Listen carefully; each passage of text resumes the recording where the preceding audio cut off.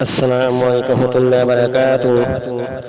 میں دوستو آج میں آپ کو ایک ایسا عمل بتاتا ہوں کہ جب آپ کھانا بنا رہی ہو تو کھانا بناتے وقت آپ نے ساتھ یہ وظیفہ پڑھنا ہے۔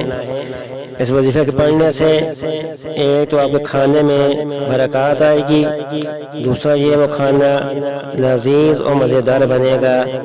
تو دوستو اس کھانے میں برکات آ جائے گی، تو جب مہمان گھر میں آئیں تو آپ چاہتے ہیں کہ آپ کے گھر میں برکت آ جائے، وہ کھانا لذیذ اور مزیدار بنے، تو ساتھ یہ عمل کریں۔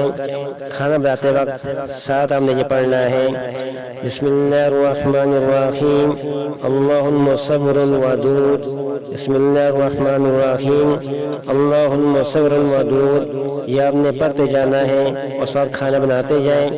تو انشاءاللہ اس عمل کی برکت سے اس کھانے میں برکت آئے گی اور وہ کھانا لذیذ اور مزیدار بنے گا۔ جب آپ اختتام کھانے کا ہو تو اس پہ آپ نے پھونک مار دینی ہے، تو انشاءاللہ اس کھانے میں برکت آ جائے گی، وہ کھانا لذیذ اور مزیدار بنے گا۔